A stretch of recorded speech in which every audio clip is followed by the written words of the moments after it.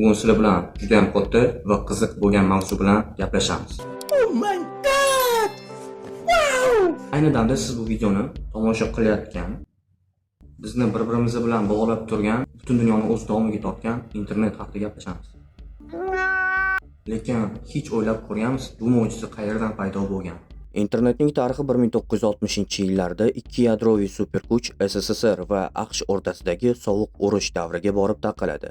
Bu davr nafaqat siyosiy keskinlik, balki texnologik poyga davri ham edi. 1957-yilda SSSR dunyodagi birinchi sun'iy yo'ldosh Sputnik 1 ni orbitaga chiqaradi. Bu voqea AQShni chindan ham qattiq xavotirga soldi. Agar SSSR yadroviy yo'ldoshni raketa bilan uchira olsa, demak o'sha raketa bilan yadroviy qurolni ham Amerikaga yuborish hech gap emas edi.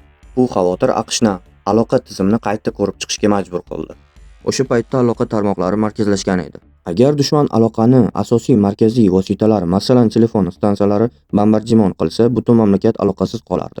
Shuning uchun amerikaliklarga bir yoki bir nechta bog'lanmasi ishdan chiqsa ham ishlayveradigan xavfsiz va barqaror tarmoq kerak edi.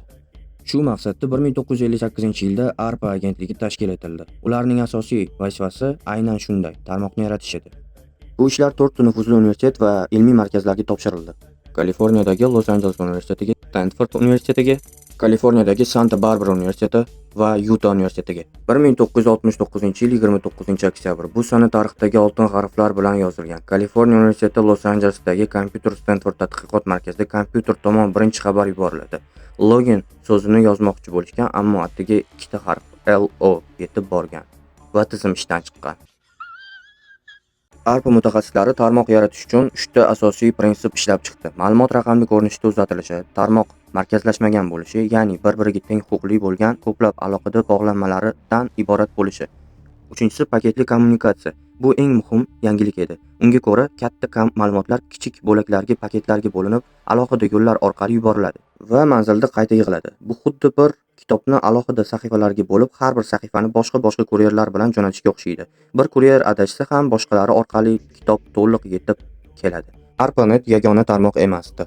Dunyo bo'ylab ko'plab boshqa tarmoqlar ham bor edi, ammo ular bir-biri bilan gaplasha olmasdi, chunki turli tillarda ishlaydigan protokollar foydalanardi. Bu muammo hal qilish uchun ikkita muhim protokol yaratildi. IP, Internet protokol. Bu har bir kompyuter uchun o'ziga xos, takrorlanmas manzil yaratdi. Xuddi har bir uyning o'z adresi bo'lganidek, internetdagi har bir qurilmaning o'zining IP manzili bor. Keyingisi TCP, Transmission Control Protocol. IP protokol paketlarni yetkazib berishga javobgar bo'lsa, TCP ularning to'liq va to'g'ri tartibga yetib berishini nazorat qildi. Agar biror paket yo'qolsa, TCP uni qayta jo'natishni talab qiladi. Bu ikkisi birgalikda TCP/IP bugungi internetning asosiga aylandi. Keyinchalik internet yangi bosqichga ko'tarildi, lekin bu biz tanigan internet darajasi emas edi. Yaxshilab o'ylab qarasak, o'sha paytlarda internet hali hozirgidek rivojlanmagan edi. Odamlar bir-birlariga faqat elektron pochta yuborishlar, fayl almashishlar va IRC orqali suhbatlashishar edi. Ammo bu imkoniyatlar yetarli emasdi. Odamlar ma'lumotni tezroq va qulayroq tarzda almashishni istashardi. Shu bois 1989-yilda britaniyalik olim Tim Berners-Lee yangi tizim g'oyasini o'ylab topdi. U bu tizimga World Wide Web, ya'ni qisqacha WWW deb nom berdi. Shuningdek, Tim Berners-Lee Hypertext texnologiyasiga asoslangan HTML, Hypertext Markup Language texnologiyasini yaratdi. Bu web sahifalar qanday ko'rinishda bo'lishini belgilab beradigan texnologiya. Shuningdek, u HTTP Hypertext Transfer Protocol degan protokolni ishlab chiqdi. Bu esa brauzer va server o'rtasida ma'lumot almashish imkonini beradi. Va albatta URI Uniform Resource Identifier har bir sahifaning manzili aniqlab beradigan tizimni yaratdi. Bugungi kunda biz buni URL deb ataymiz.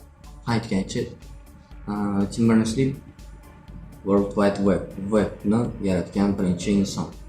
Ya'ni bizda ham qisqacha mantiqda front-endga va veb-saytga qiziqadigan insonlar uchun birinchi darsni turibdi, bemalol ko'rib, o'zingizlarning fikringlarni qoldirsanglar bo'ladi. O'tda ham bemalol nimadir o'rganib olsanglar ham bo'ladi qisqacha.